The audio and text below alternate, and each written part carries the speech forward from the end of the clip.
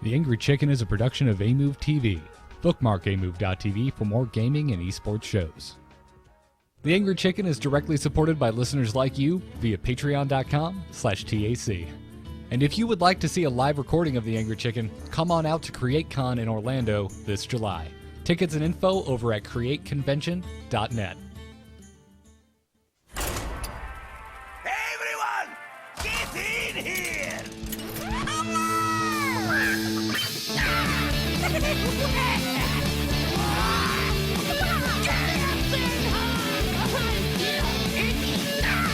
Ready for action! I've got the beast in my sight. A podcast about Hearthstone, Heroes of Warcraft. This is The Angry Chicken. Greetings and welcome back, everyone. This is the Angry Chicken Patron Hangout for what month is this? June! It's for June. It's almost July. We are one day away from July. Yeah, it is not. That New Mexico trip last week just threw all of my ability to plan things properly out the dizam window, Jocelyn. I had a great time though. Really liked it out there. I would go back in a heartbeat. Super cool. I have never been there. Yeah, neither have I. I had a very short layover there once, and I recall looking out the window and going, "Huh, cool mountains." And that was the extent of it. But this time, actually had to go drive around. I didn't even know there were mountains there. There are supremely cool mountains, I must say. But anyways, welcome back, Joss. We are sadly lacking. We are lacking a Dills this episode. He did have a family emergency come up, so we're hoping everything is going all right with him. But hey, that kind of stuff happens. It's never particularly great. Send him all the love and hugs you possibly can. Yeah, lots of good feels going his way. If you're watching the video, this is good feels. So, anyway, this is the Patron Hangout. That means you find patrons supporting us over at patreon.com/TAC can call in live, literally right now if you wanted to. So, if you're watching live and you haven't done one of these things before, if you go to patreon.com/TAC, you have to be a patron. You won't see it otherwise. You will see all of the information in the most recent post on the Patreon page. Really, it's just a Skype account. That's it. That's all you need to know. And Jocelyn, we're already getting our first caller. Excellent. Yes. Because I was just reading through emails and I was like, oh no, I don't know what we're going to talk about. Yeah. Tell me your name is actually Suddenly Ian. Yes, my name is actually Suddenly Ian. Nice. Thank you. Apparently you are also the Fourth Doctor. Oh, yeah. I did that about a year ago. It's pretty crazy. Nice. Yeah. Well, welcome to the show, Ian. Oh, thank you. Oh, there we go. That looks perfect. Hi, nice to see you guys. It's good to Hi. see you as well. See, here's my question for you guys. So, I noticed back when I started about a year ago, everyone was going on about how Rogue was a dead class, how there was no good cards for it, up until like when the Year of the Kraken started. And now that the Year of the Kraken has hit, Priest is now considered the dead class by every single player in the game, well, at least from what I see on HSG and Reddit and whatnot. So, what do you think is the next class to face this kind of challenge, where once the Year of the Kraken phases out, what class has the most to lose? And do you think this will continue to happen, like, forever and ever? Like, there'll always be one class that gets the short end of the stick? I think Shaman for me is probably the most likely to have some issues. It's going to be, I think, the hardest thing to react to, because they will be losing some pretty important cards for them at the start of 2017. Tuskar Totemic being, I think, chief among them. We actually were just talking about it yesterday.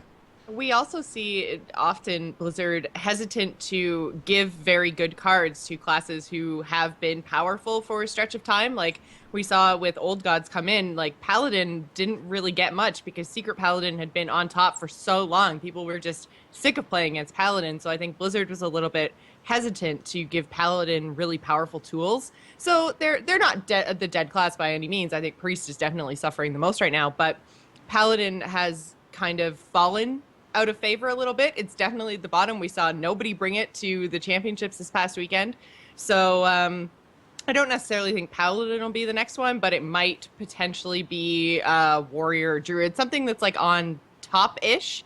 might fall down a little bit. And like Garrett said, Shaman is definitely probably the next one that's going to go back down. But Shaman also had a very long stretch where it was pretty much unplayable. So I think we might see one of the other classes fall. I don't know. It's hard, though, because we still haven't seen the whole year of the Kraken. So it's hard to know exactly what's gonna rotate out. And even then, like, it's not only we have to figure out what's going to rotate out, but then we also have to figure out what's going to come in this coming expansion, this coming adventure, and then the whole year after that. So it's a whole lot of like what ifing, but yeah, I think Priest, they've already said they're going to address, so Priest will be going up, so something's got to drop down. We think Priest will be going up. I mean, there's no guarantee they'll get it right. I'd like to think they will, but yeah, this is a fun conversation to have. I mean, yeah, like you said, Jocelyn, there's a lot of what ifs. I mean, the big what if is we have no idea what other cards are getting added, and that's a major factor that we don't know. I say Shaman just because Tunnel Trog's going away, Tuskar Totemic's going away. Those are the first things just popping in my mind. Also, Sir Finley is actually going to be going away in 2017, and that's... Oh my god, I forgot about Sir Finley. That's kind of I love him. Kind of a big deal for Shaman players, especially of the aggro variety. But at the same time, who knows? Shaman might get some godly early drops in whatever the next set is.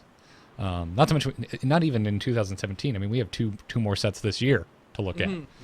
So, but I think it's really fun. And yeah, my vote would be, I think Shaman stands to have the most to lose of everyone. Please don't remind me that League of Explorers is going out because I want to keep my Miller-Rogan standard, please. Oh, you're one of those guys. All right. I'm one of those guys. Yeah. I sincerely apologize for if I beat you when you were playing that deck for saying thank you a million times. I can't help it because every time I play one of those decks, I feel like I almost just lost. Like if it went one more turn, like I'd be dead. I'm just like, all right, BM time. I won. Sweet. Caster in the chat room also brings up a good point. He says, I don't think Hunter's quite strong enough yet. Mid-range is a good counter to specific decks, but that's the only archetype worth playing. I think that's actually a good point.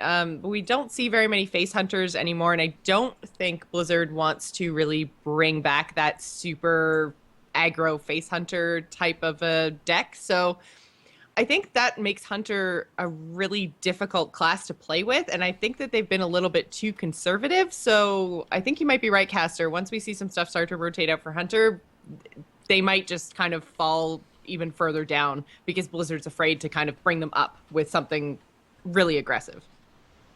Yeah. But we'll see. I'm excited. Yeah. In general, like just more Hearthstone cards. I'm like... Old Gods is still so good, and there's lots of decks that are just so much fun to play right now, but I'm ready for something new again. Does that make me a terrible person? No. We're just Old Gods is leveling out. I mean, we even had it's not just me. I mean, we had Chalky on who said I think it's pretty much figured out. So yeah, I think it's fun. I think it makes sense too. We were talking about it yesterday. July makes sense for the adventure, and sometime before BlizzCon makes sense for the third expansion. Mm-hmm. So if they hit those dates, I'll be as happy as pig and poo. So, anyways, Ian, man, thank you for calling in. No problem. Thank you for taking my call. Yeah, have a good one. Right. Thanks. You too. Now we're pulling in Lance, who I believe is calling in from South Africa, and that time difference has got to be rough. Yeah, it is pretty rough right now. It's just whenever there's live streaming on Twitch, you don't get anything. It's stuttering all the way through. I've tried resetting my modem as well. It's not that. It's just the distance. I'm sorry, man. That's rough. That's cool. Oh, that's why you have the VODs, right? Yeah, exactly. Although if you're watching the VOD right now, you're seeing that Skype is graying out and telling me I need Skype Premium to make a video call, which I don't. That hasn't been true for like a year. So, hey, Skype, what's going on? Oh, Skype. Yeah, that is weird. It's telling me the same thing. Yeah. That's weird. Anyway, how you guys doing? Doing all right. Did you come with a question, sir? Actually, you know what? I missed your last hangout by like 5 minutes, and I actually had something to speak about the previous hangout. Okay. It feels like Old Gods has been here for so long because, we're so used to it. But if you think about it, it wasn't actually that long ago when I think I was infected by Jocelyn to run for Legend before Old Guards kicked in, well, before Standard kicked in case they changed the card back, which they didn't. I apologize. It's cool. So I actually wanted to find out, because I don't know if you mentioned it, what happened to you? Because Dul's got it, obviously. So what happened on your end?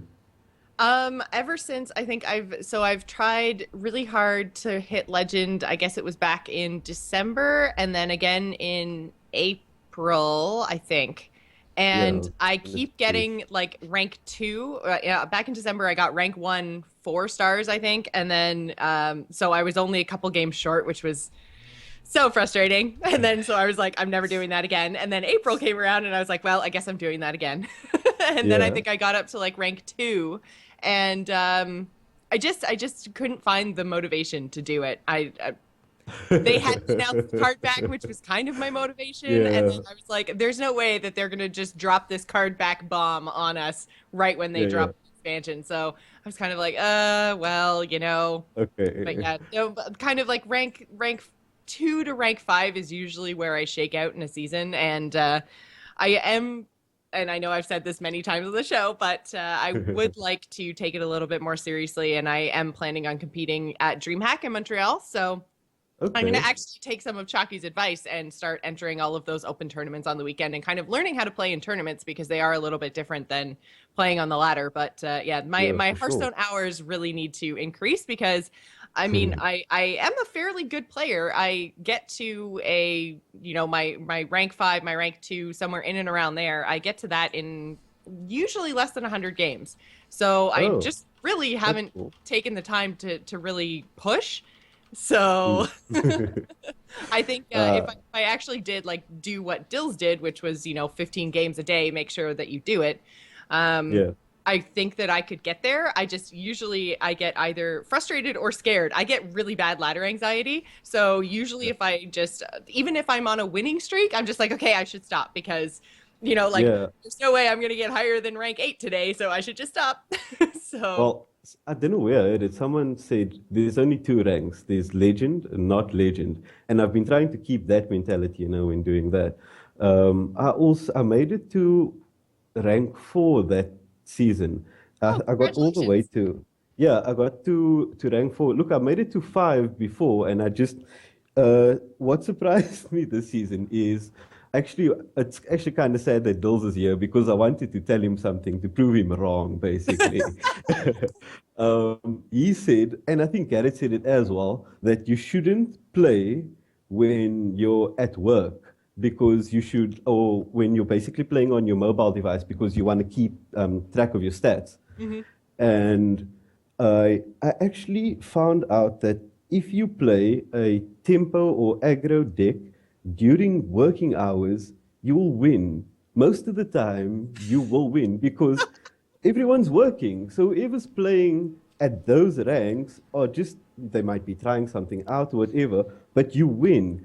And what I would do is I'd play a game and just that one game. And whenever I go on a smoke break or something, I'd just go out and play another game and I'd win and I'd get a win streak. And every day I Well, wouldn't play, sorry? well, Lance, now you've gone and ruined your whole theory because you've announced it to the world, and now everybody who is working and playing Hearthstone are also going to play aggro decks. So you are Well, now going to have to pay attention because they will be playing fast, as you will be playing fast, and you won't be able to actually do work in between turns. it's okay. I think if my timing's okay, I'll be okay. There can't be that much people that would take to that. So I did that every time, and it worked all the way till rank 5. But then for some reason, I'd just lose in rank 5 and I'd lose my win streak. And I did it again. I went down to rank 6 thinking I'm going to win streak my way in. And I get to rank 5 and I'm like, I won. Hey, where's my star? What happened? You're cheating me. And I didn't know. And at that point, I just got so demotivated because my master plan was ruined. It was just utterly ruined. How am I going to win streak my way to legend if there's no win streak? And And then Old Gods came out, and I was like, okay, wait, the end of the month, if they do give this card back, it's going to be the end of next month. This is me being extremely, extremely optimistic. But anyway, cool, let's go. And we obviously tried crazy things. And I had one of the craziest Yogg games that I've, until today, ever had. Sent it off, and I made it into Trolden. And then I was like, nice. screw Legend. That's the real I achievement. just made it into Trolden. That's awesome. Oh, that's great. Were you able to verify that it was actually him and not someone just copying his name? What do you mean? No, it wasn't. No, he made it into a Trollden video. Oh, we made it into a Trolden video. Sorry, I misunderstood. I thought you ran into him on ladder. I'm like, okay, not trying to take it win out of yourselves, but it could have just been a copycat. Yeah. Gotcha. Yeah, it was amazing. Oh, that's awesome, man. Well, congrats. Thanks. Yeah, tweet us the link to the Trolden episode you ended up in, by the way. I want to see that. Sure. And what is your battle tag? You don't have to say the numbers, but what is your battle tag so we can recognize you in the video? What's my name on screen? What's my name? What's your screen name? Yeah. It's Badashi. Badashi. My surname, yeah, but with SHII. Awesome. Well, I'm going to look for you in that Trolden video, man. Cool. Thanks, guys. Well, sweet, Lance. Thanks for calling in, and good luck with your push to legend. Sorry that your work grind strategy isn't paying off, but I believe in you, man. We'll make it figure one out day. another way. Yeah. All right. Maybe July. Cheers, guys. Have a good one. Bye. I need to say cheers more often. Such a fun way to sign off. know. All right, let's see if we can get Mr. Vito in here. It's so funny because when you add people to the call, I can see that you're like adding right. them. Like then, as It's soon paying as off. you, oh, I believe in you, man. Yeah. Oh, We'll make- Echo. Caller, turn off your radio, please. Are you Vito? there? No, I think we lost him entirely. oh, Well, we'll keep talking until Okay. hopefully he fixes it. What were you saying? You can see me dragging people into the call? I can see you dragging people in, but then as soon as they like, I don't know, turn on their video or answer or whatever, then it just goes away. So like, I don't even get. I saw the first person that you added. I saw their video, and then after that, I haven't seen any video. Well, you know, Damn it, actually, Skype. Lance didn't turn on his video. I just saw his avatar. But even then, I couldn't see his avatar. It just looked like I was in a call with just you, and I was like, what's even going on right now? Well, that's fun, Oh, I guess. Skype. That's the most Skype thing I've ever heard. So, Vito, can you hear us? He's there, but he's not. I guess not. I'm gonna So mysterious. hang up on him. I'm gonna try and quietly type, "Yo, dude, let me know when you figure it out." In the meantime, Jocelyn, do you have an email? Damn it. We can talk about that transmog thing again. Actually, yeah, bring up that Legion email. All right, so the email comes to us from Ian, said, just wanted Garrett to know in Legion, all the stuff you have ever had, even if you deleted it or sold it, is back for transmog, including quest items, which is awesome because you could always get a drop more than once, but you could only get a quest item once, so that's awesome. So the rifle that you were talking about last night on the show from Karazhan is going to be coming back. Nice. That's that awesome. That was from Karazhan, right? That wasn't, because I know you guys are talking about some Lich King Yeah. raiding too. yeah. No, there's a sword I got rid of. It was the sword that drops off of Professor Putricide in the Plague Wing of ICC. That's like my favorite sword model in the game, and I got rid of it because Transmog didn't exist at the time after Cataclysm came out, and I was like, well, don't need this anymore. Got rid of it, and I really want it back, and I've been very unlucky. I do go back and run it every now and then and try and get it to drop, but alas. So, when did transmog become a thing? I don't know. Because it's been in the game as long as I've been playing the game, and I came in between Kata and Mist. So Mist, I think, launched in like September. I think it was and Mists. I think I started playing that summer. I thought it was Mists. Maybe it was. I don't know. I have no idea. Maybe it was I Cataclysm. thought it was always there, but Yeah, no, God, no. Because I did have a couple things that I loved that I kept just to be a main city model, but they were pointless to keep because yeah. it didn't exist. Well, that's really great to hear. I did not know that. I guess I was just too excited about new Moonkin models that I glanced at. I'm actually really excited about the Moonkin finally getting an updated model. But we'll see if we can add Mr. Add Mr. Vito again in here.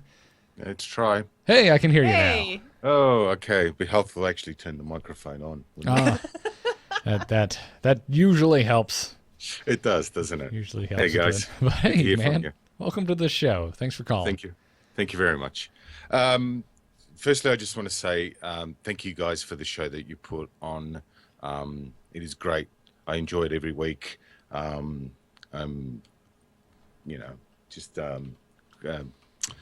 Sorry, lost for words. I'm A really big fan. a big fan and honored to be a patron of yours. So, Oh, Aw, man, thank you well, so much. yeah. and in part, you guys are responsible for me taking up podcasting. Though me not turning on the mic doesn't inspire confidence, really, does it? Do you know how many times, even 6 years later, that I start a show and I'm muted? You know, Yeah. between Kyle and I alone, I mean, I think we've done it like 10 times this year already. So it happens. It's all right. Mistakes get made. Skype right. randomly drops video in the middle of you doing a live show, which may or may not have just happened. If you're listening on audio, everything's going according to plan. Exactly. Yeah. Absolutely. Yep. Yep. Oh, Skype. The power of editing. Yes. Yeah. Well, thank you for the kind words, man, and That's all right. and thank you for the support. It really does mean a lot. Yeah, you're welcome. You're very welcome. So, my Hearthstone question. You guys answered this on a show previously, but I still can't get my head around it. So, maybe you could have another go, please. And probably I suffer from this, and I don't really know it. And if maybe you guys explain it, it might help my game. Can you explain the term greedy? Greedy. Yeah. Okay. They Yep. say a player's being greedy, or it's a greedy turn. Okay, so when a player is playing in a really greedy kind of a fashion, basically it means that they aren't playing around a card that their opponent very likely has. So they're making a play like playing something with 3 health against a warrior really early on, and they're basically betting that they're not going to be punished and that the warrior is not going to have a fiery war axe. So that would be a really, really greedy play. Like, because basically, like, one shot off a fiery war axe is worth like half of whatever the card is that you played. So you will be rewarded. It's a really big gamble. You'll be rewarded if they Right. don't have the fiery war axe, but the chances of, like, if they have 5 cards in hand, then, you know, like, what are the chances there that they're actually going to have the war axe? So yeah, that's basically what it means to make a greedy play, is something that if they don't have the card, you are going to be really richly rewarded, but if they do have the card, then you're putting yourself in a really bad spot. So it's one of those really big swingy kind of turns. You're basically not making the safe play. Okay. All right. Yes, I think I suffer from that Yeah, we You're even a really greedy player. in a way. at times. Yeah, in a way, when we were talking about the America's finals yesterday, when we talked about not killing the wild dragon hawk, that in a way was greedy, because although it was also smart, because most people would think it's a wild dragon hawk, I really shouldn't spend one of my kill commands to kill it. The chances of him having 2 power overwhelmings are quite low.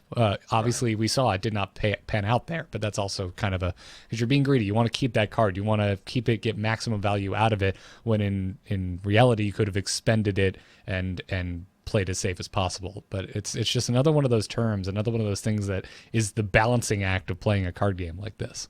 It's like, do I play greedy? And that's when you need to ask yourself, how do I win this game?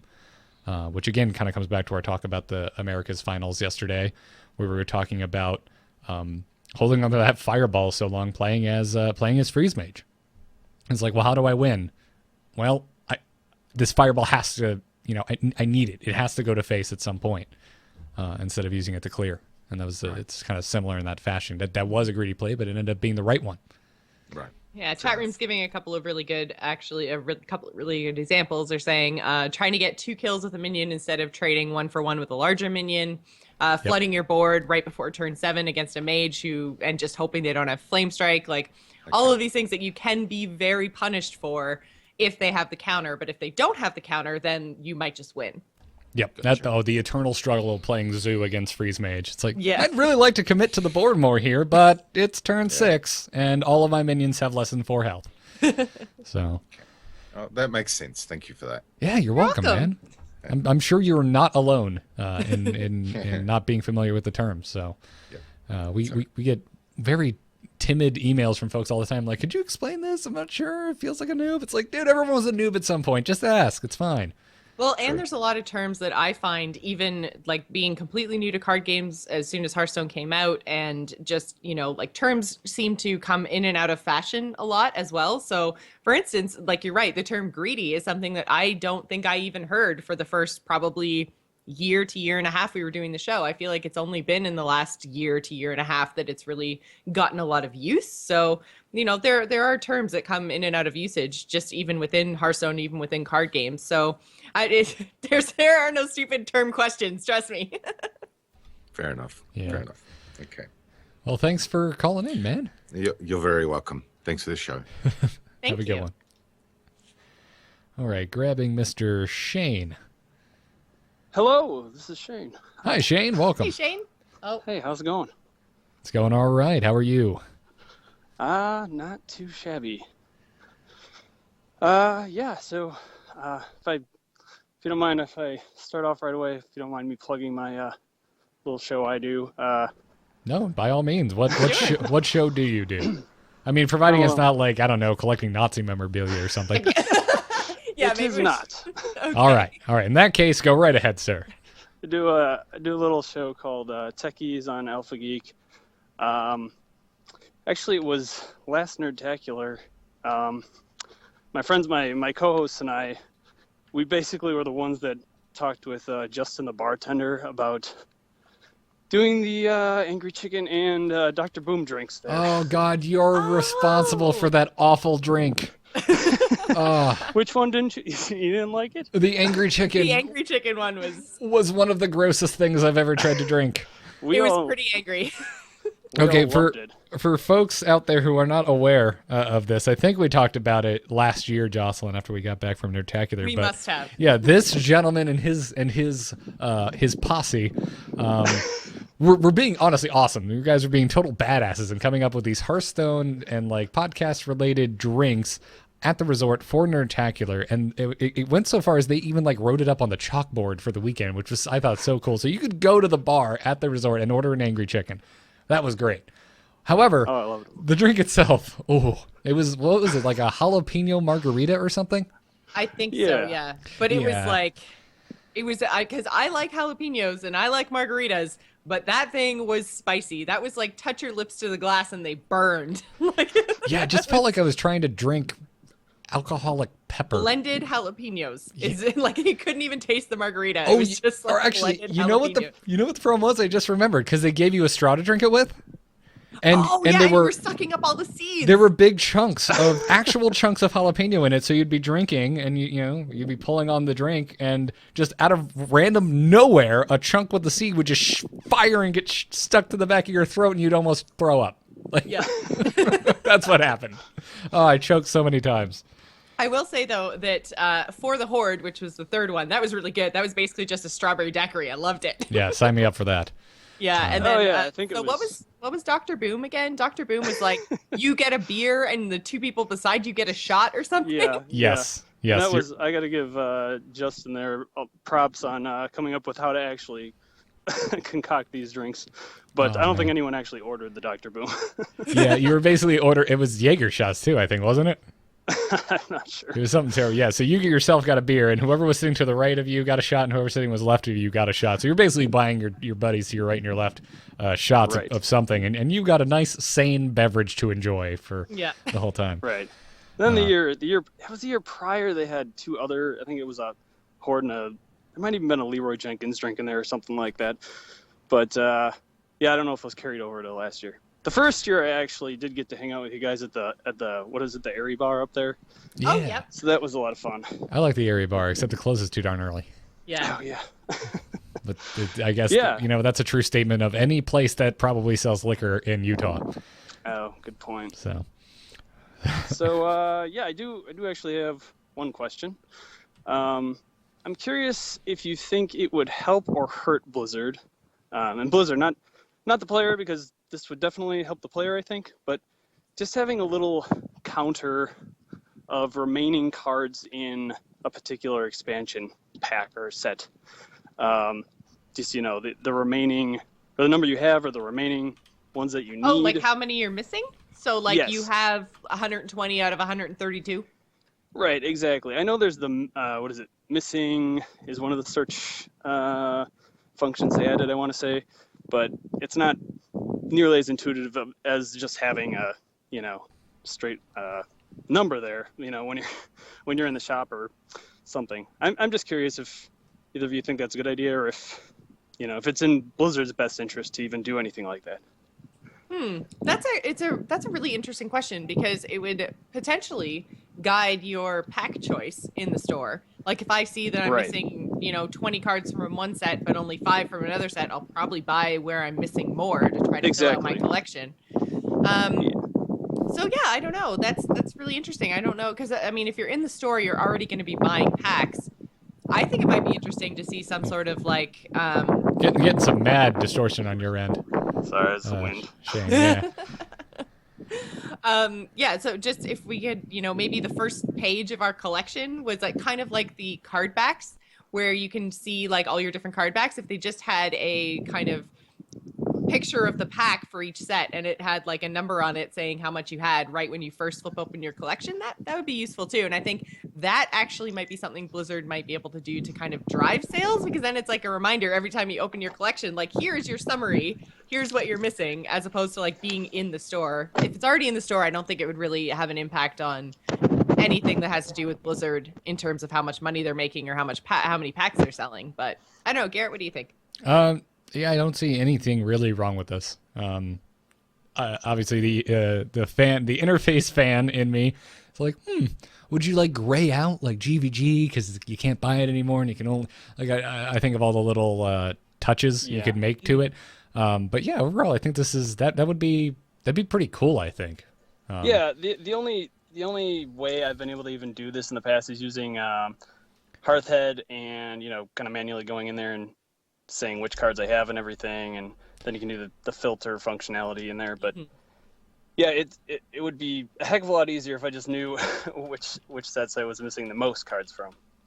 And that's kind of the thing with a lot of the things that I think that people want to see in Hearthstone, is that there are already tools out there that will do it, like Hearthstone Deck Tracker and Hearthpwn, and like there are ways to run tournaments outside the game. But I think a lot of people just want all of that like third-party stuff just incorporated into the Hearthstone client somewhere, somehow. Yeah, I think we'll see it eventually, probably, but there are just a lot of little kind of quality of life tweaks to Hearthstone that we haven't seen yet, but probably will, because it's the same sort of thing as Warcraft. They started in one place and then went, oh, this would be easier if we did this thing, and how about if we did this thing, and I see you guys use that add-on a lot, so clearly you want this thing.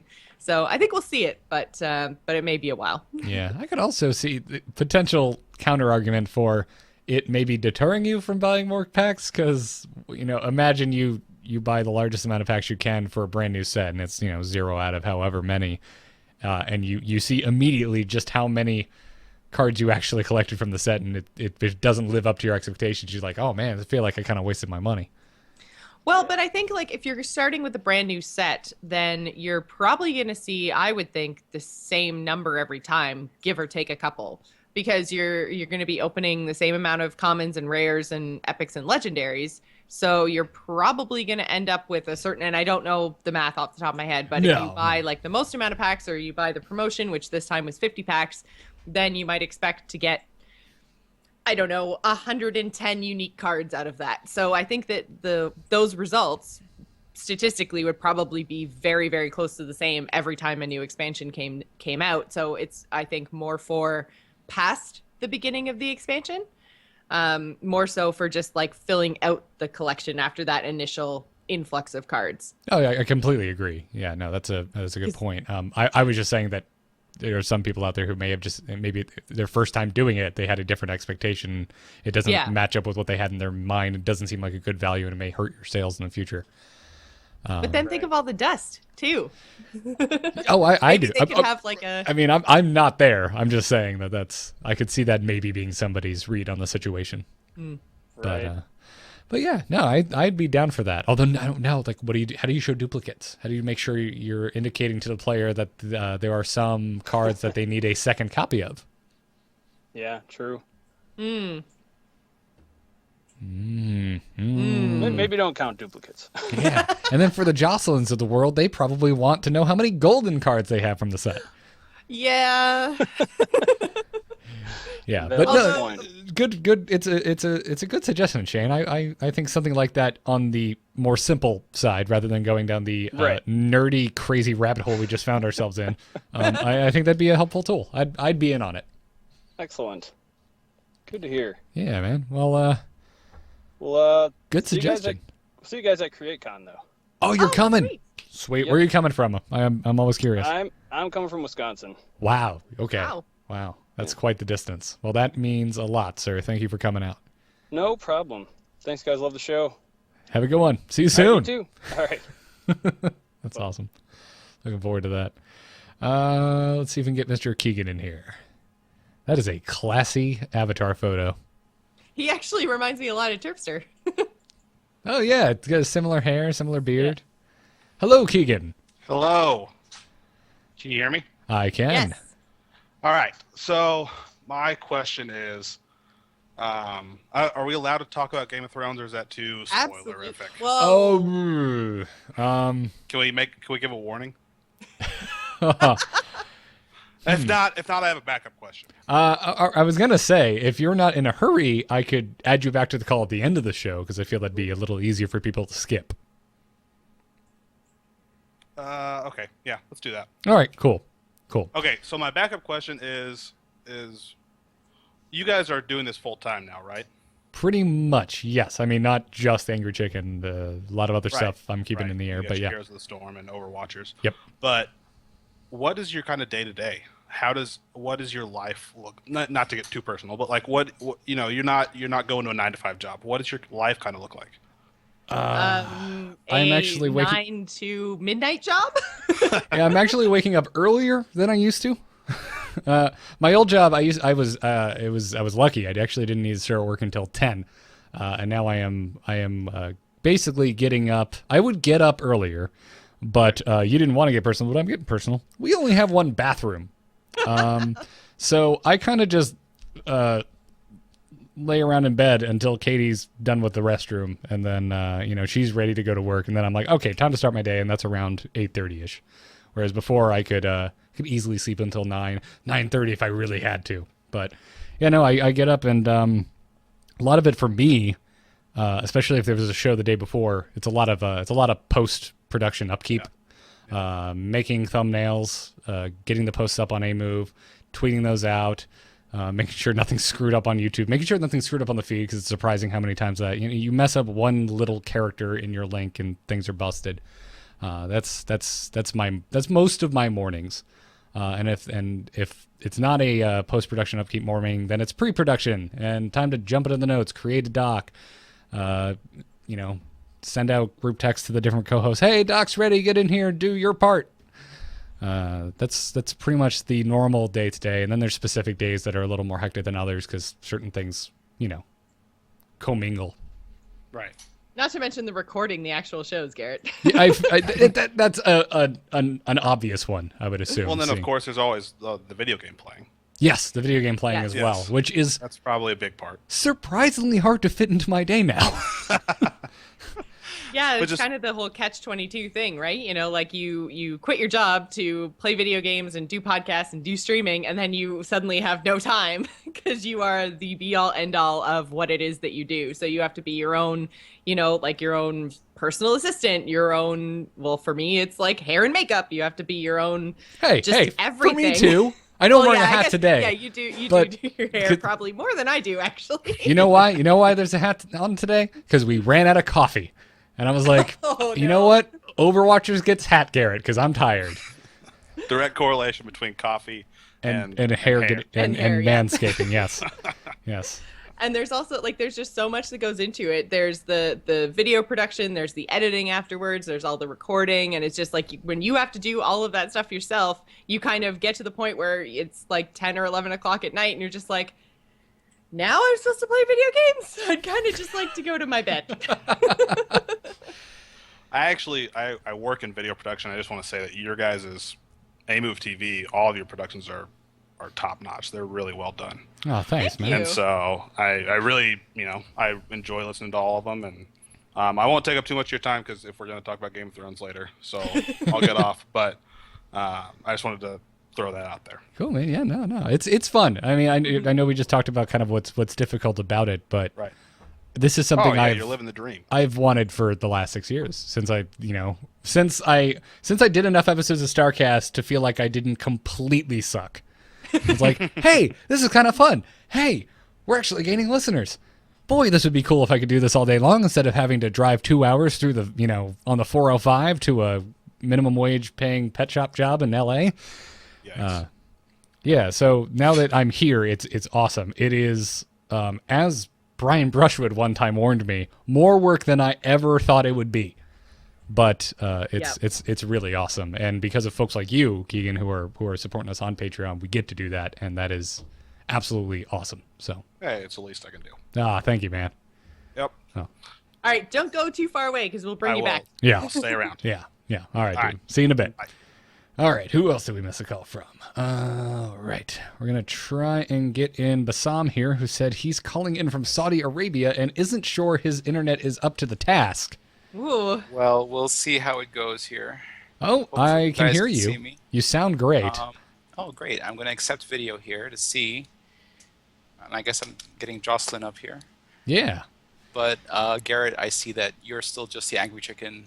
Oh, yeah, that's all I you're don't show gonna video. The video doesn't. It doesn't Oh, matter. okay. We can hear as long as we can hear you. That's That's good. the important Fantastic. And you know Yeah. what? I have you on my TV right over here to my right, except that it's about 30 seconds delayed. So I'm going to see myself in a second. It's going to be kind of weird.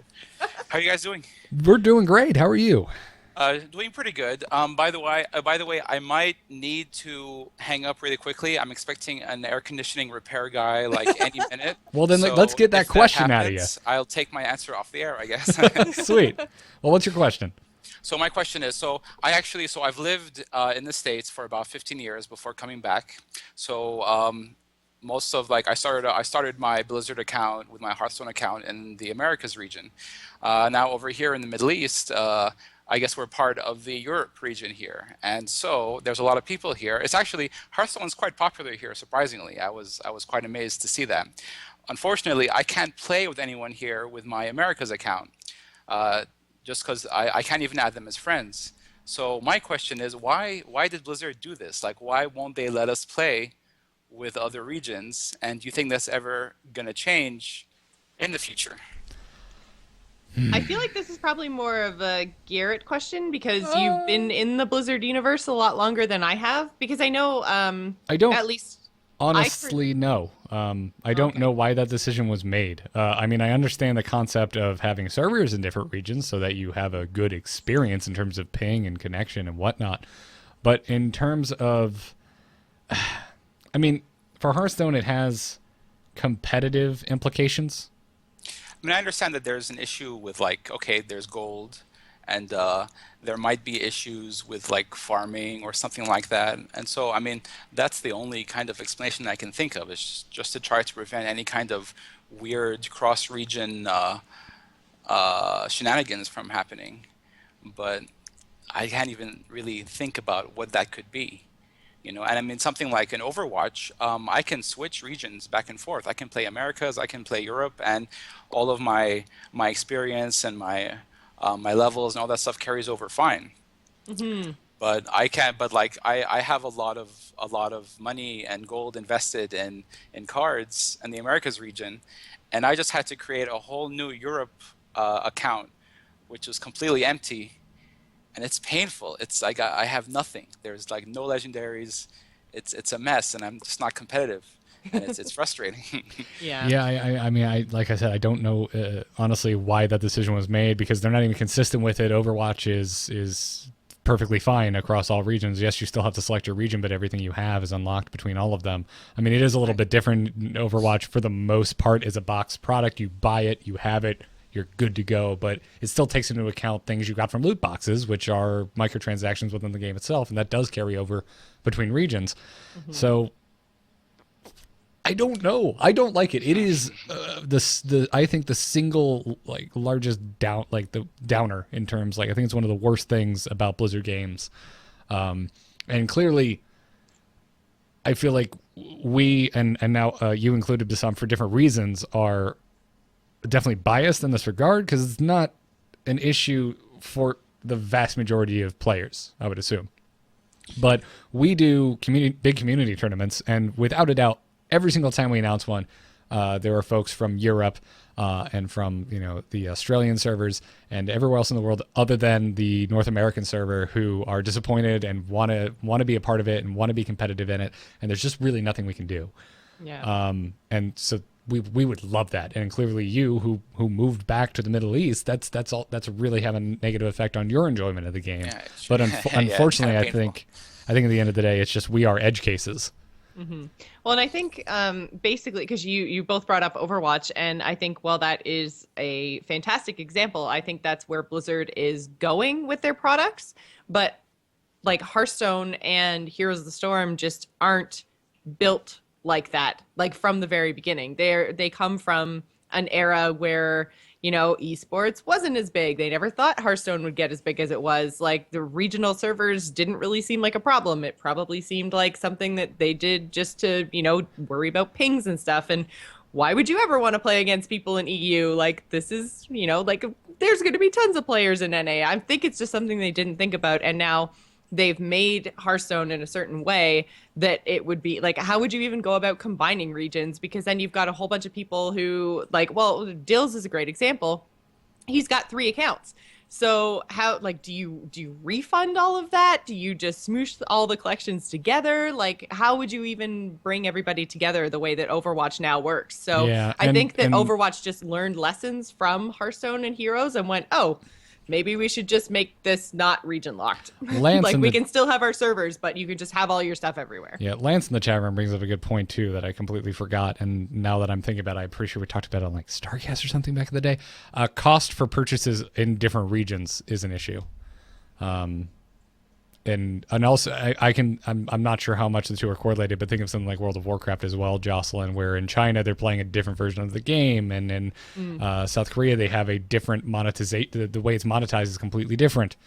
I get that there, but as far as I know, Hearthstone is pretty much Hearthstone everywhere it is, and that's why Hearthstone specifically is confusing to me. I mean, hey, you could use Bitcoin to buy decks. I wouldn't mind.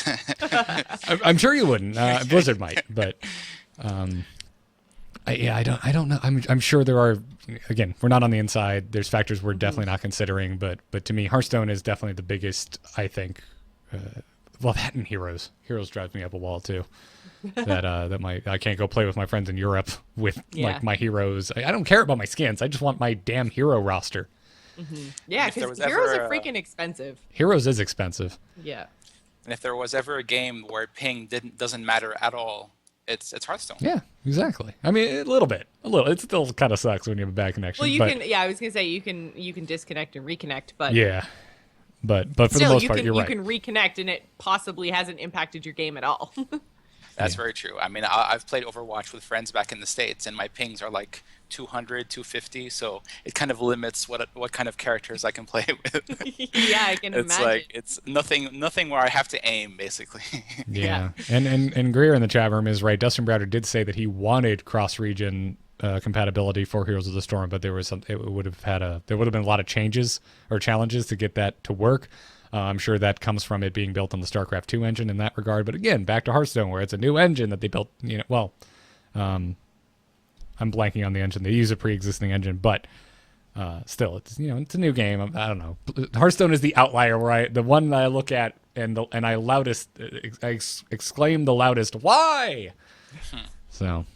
I think it's another one of these issues that came up because they didn't know how popular it was going to be. Yep. I agree, but I'm sorry. That really does suck, Bassam. I'm sorry to hear that.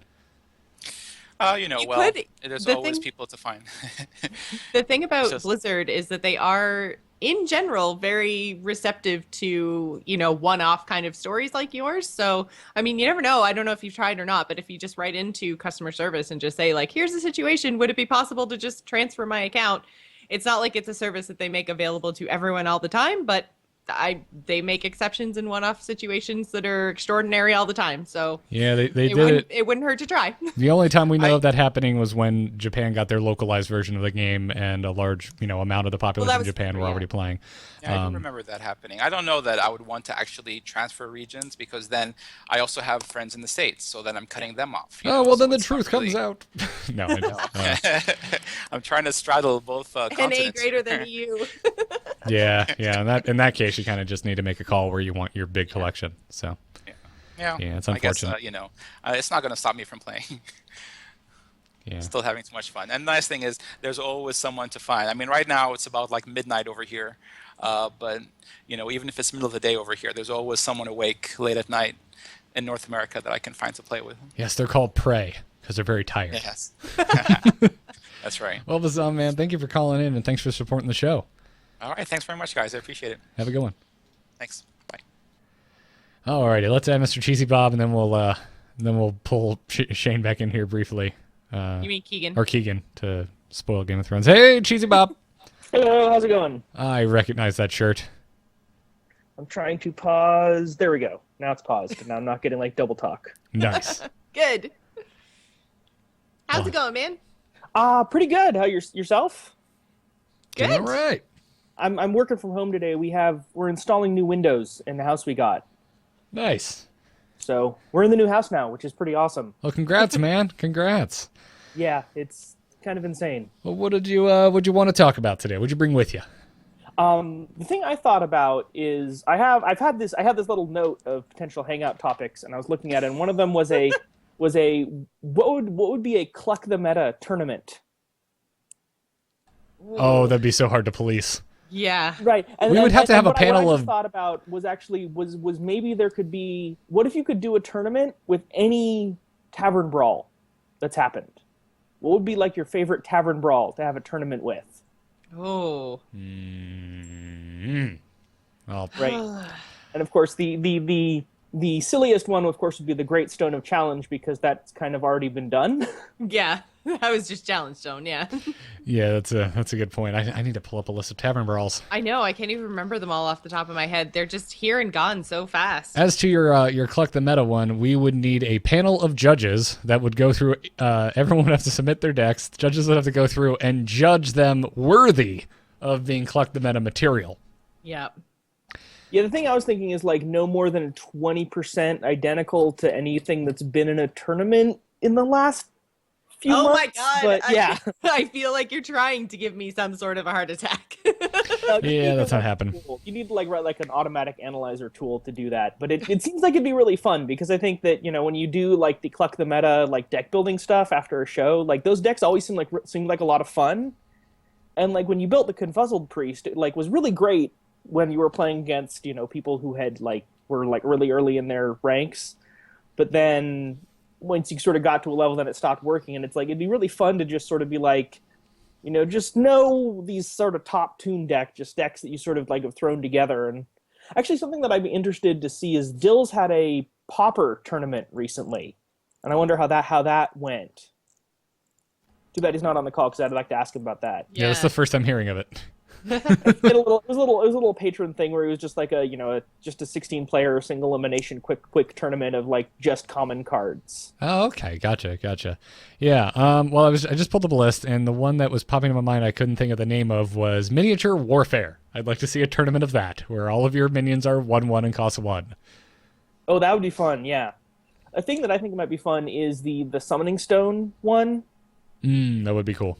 I think we might be thinking of the same one, because the one I was going to say is the Great Summoner competition, which was you cast a spell and then you get a random minion. Yeah, so yeah, the Great Summoner. That is, I think, one of the most fun I've ever had in a brawl was that one. And that's something where it would be fun. And it's interesting because it's not as random as like portals and stuff. Mm-hmm.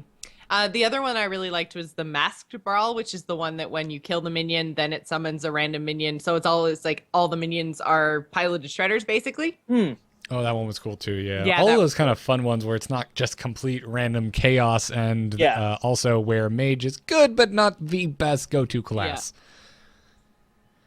So that's cool. Something that I think would be cool. And I think it'd be really neat if they could add like some favorite brawls to just sort of hey, I just want to play my friend, Oh yeah, I mean, we've talked about that on the show before. How we would love it if you could, could go in and play the back catalog of all existing brawls, which I'm sure is a UI nightmare, but I don't care. I want it anyway. Figure it out, Team 5. Yeah, I think that the UI nightmare is that you get like a list of like 50 brawls or something, and then how do you do that? But I think that like the popular ones would be pretty neat, right? It's kind of like how you can't easily do the random decks anymore. Isn't that the case, or is it, or do they still have the autofill feature? Technically, you can autofill, but it always autofills the same cards. Yeah. Okay. So it gives you a semi-competitive will work, has synergies deck. Yeah, as the tool to actually randomly pulling from stuff. Yeah, the tool actually works too well now to do random decks. It's too smart. Yep. So, anyways, yeah, no, man, I am with you. I'd love to be able to do Tavern Brawl tournaments. We talk about this, comes up every time we set a date for our next Fireside Gathering, actually, because we start thinking about side events and we're like, oh, we could do a Tavern Brawl tournament. And it's like, wait, we have no idea what the Tavern Brawl is going to be. It could be Return of Mechazod, and then what the hell do you do? Oops, randomonium. yeah, exactly. He's like, well, at least randomonium would be like, it's random. Have fun, guys. We'll crown a winner. Like, it doesn't matter. It's for fun. Here's a $20 gift card. But yeah, something like Return of Mechazod would absolutely, as much as I love that brawl, boy, would that screw up a plan like that. Yeah, there's no way you could do that tournament. Just everybody wins and gets participation ribbons, I guess. Yep. Yeah, so it's tough. It's tough. So that's again, I feel like I realize I am not the majority that has these types of issues, but I do have them, and I would like to make them known. So, fix my particular specific 1% problems, Blizzard. Thank you. But yeah, man. Anyways, Cheesy Bob, dude, thanks for calling in. All right. Have fun spoiling Game of Thrones. We shall. More than we already did. Even more, yeah. Yep. All right, let's get Keegan back in here. And, oh my God, I don't even know what to do about Twitch. Hello. GOT spoilers. Beware, all caps. Changing the title on Twitch. Yep. All right, so for everyone listening, thank you for listening. If you don't want to be spoiled on Game of Thrones, go away. Also, this is not going to become a habit on these after shows, but you've piqued my interest enough, Keegan, that I want to hear it. So, well, the biggest thing is that it's finally starting to kick in that it's like sinking in that Game of Thrones is over for 10 months. Yeah, and almost over. Period. They just confirmed that there's no more than 15 episodes at most, I believe. So, do you think they're going to do season 7? Do you think it's going to be 10 episodes and then a truncated season for 8, or do you think they're going to split it up? I think that they, or at least anything that I had read from the last month or so, had said basically they're splitting it in half. The number I saw was 13 episodes, and it was 7 next year and then 6 the year after. Longer or hour each? Same length. Same. Yeah. Yeah, because if you needed to make them longer, why would you cut your number of episodes?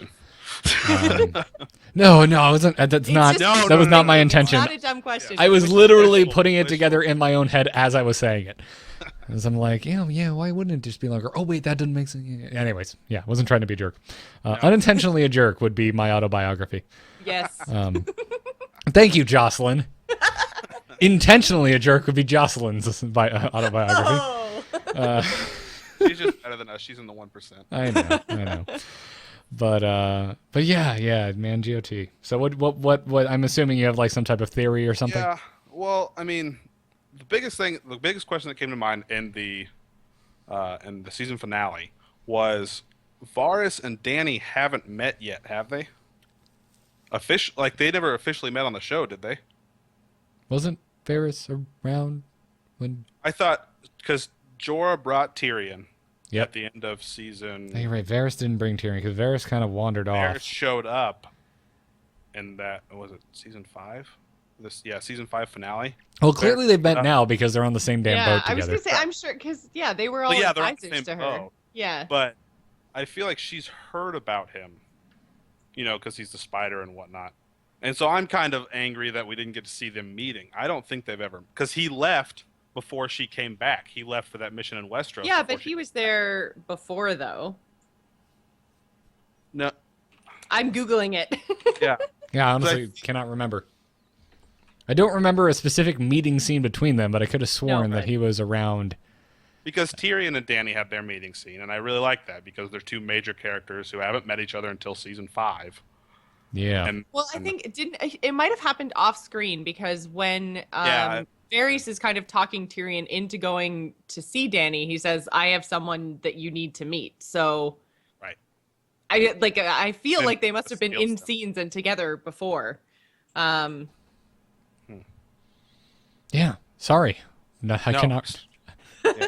I can't say with certainty that. That they were on screen together. Yeah. Until that final scene. The only thing when I look up like season 6 finale Varys anything is like, how did he travel so damn fast? Pretty much. Yeah, Right. Why did he travel back? That's funny. I was sitting right next to Katie and just went, how? Like, as he's standing on the boat, just like, oh, and also Varys is back somehow. But, you know. What was your biggest takeaway from season 6? Season 6. What are you looking forward to most? Dany kicking Cersei's butt.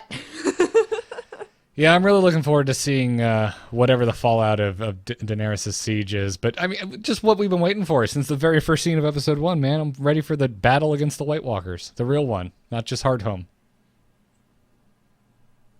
Yeah. Yep. Oh, yeah.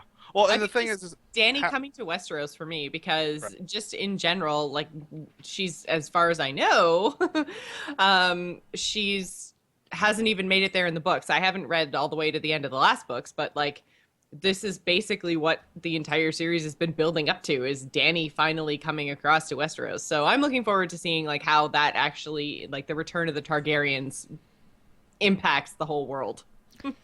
Or Yeah. I guess the continent. Wouldn't it, guys? Wouldn't it be kind of awesome if the ending of Game of Thrones was the White Walkers winning? That would be. I mean, it's not out of the realm of possibility. Isn't there a small part of you that's just like, oh god, that would be so ballsy? That is so a Martin thing to do for sure. and then we get our post-apocalyptic fantasy film. Spin-off. Yeah. It's like it's Well, there are talks about a prequel season, aren't there? Like the Rebellion. There was, but I haven't heard anything else about it. Are there still talks about that happening? I mean, anything. I'm sure there is. Hopefully, HBO make a bunch of money off of it. Yeah. Hopefully that means more Sean Bean, which I'm all in. But yeah, that's true. Although it wouldn't be him. It would be whatever actor it is that just played the Tower of Joy Ned version. Never Maybe mind. Jocelyn's autobiography title just changed to Crushing Garrett's Dreams.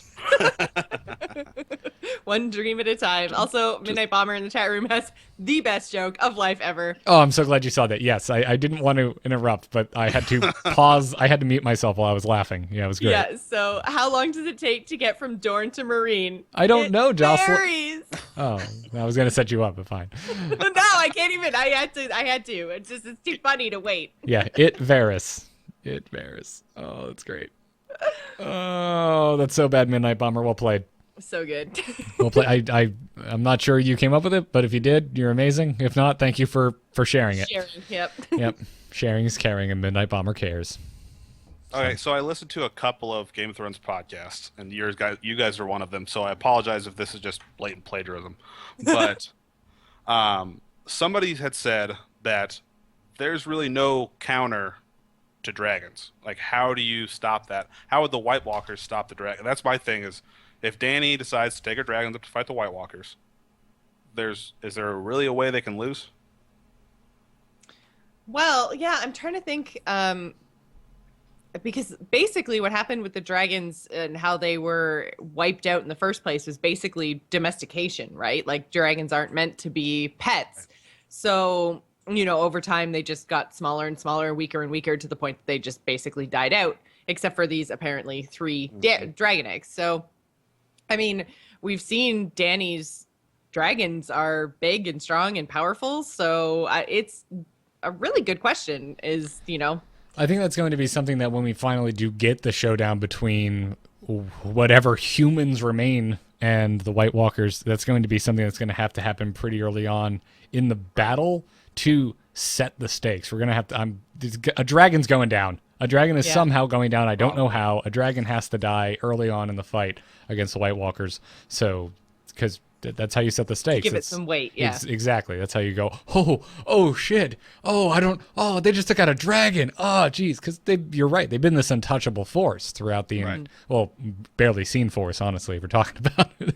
But, yeah, I don't know. Midnight Bomber saying there's rumors of ice dragons. I mean, bring it on, if that's the case. Oh. I mean, they have undead horses. Yes. They have undead horses. Fight in midair. Dragon fight. Yeah, there is there's nothing saying that they couldn't have that, right? Because we've seen undead horses, so they have undead animals. Correct. Holy crap, guys. What if they have their own dragons? I really well, hope then they what have wins? their own dragons. Does the ice dragon counteract the fire dragon? Or does the fire dragon counteract the ice dragon?